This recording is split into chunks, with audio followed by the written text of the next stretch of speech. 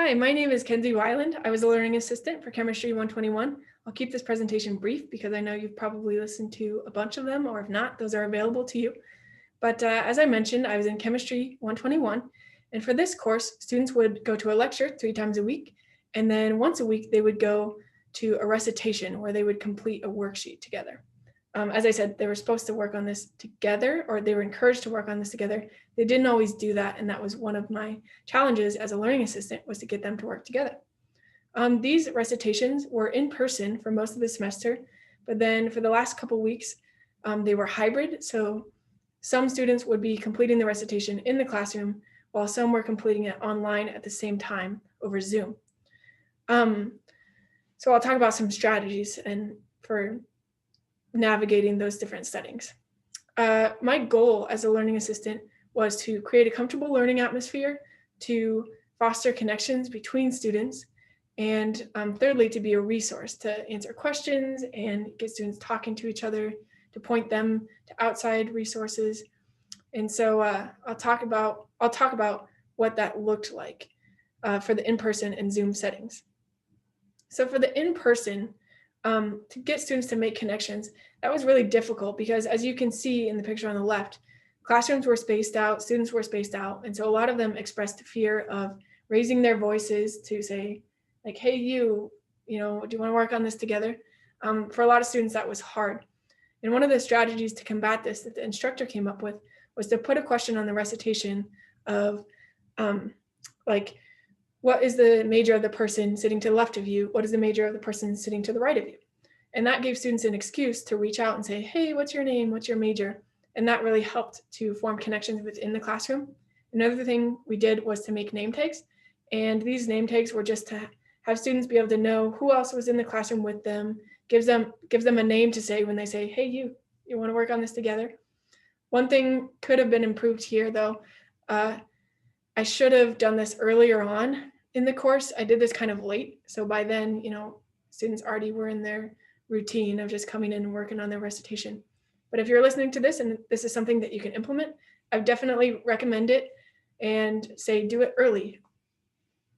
So then for creating a comfortable classroom atmosphere, one thing I did was to crouch down when talking to students so that I was on the same plane and they didn't see me as intimidating or as an authority figure, but rather as a peer resource. So that was one effective tool. And then for being a resource, the ways that we did this was I had office hours. People could meet with me outside of those office hours as well. I did a Zoom homework club. I kept up to date on YouTube videos that I could recommend to students. And then just in the classroom, when students would raise their hand and ask me a question, instead of just giving them the answer, from this class, I learned how to ask them questions instead, to get them thinking and to guide them to the right answer instead of just telling them the answer or how to do it. And I think that this helped to get students thinking on a deeper level. So then for the Zoom section, this obviously was a little bit different because I think it actually was almost easier to get students working with each other than the in-person section, because on Zoom, we could put them in a breakout session for the whole time. And then like LAs and TAs couldn't be everywhere at once. So some breakout sessions or breakout rooms didn't have an LA or TA in them. And those students were forced to talk to each other and forced to explain things to each other and help each other through concepts. And so that was a really powerful way of getting students to work with each other, was just by necessity. And so that was a good technique that I would recommend using if you're listening and you can do that. So then for the what I learned section, I was nervous coming into this class because I thought, oh man, do I have to know all the answers? I'm not a chemist, I don't know all the mechanisms behind these different chemistry concepts. But I learned that I didn't have to know all the answers. I just had to know what resources were available to be able to point students to.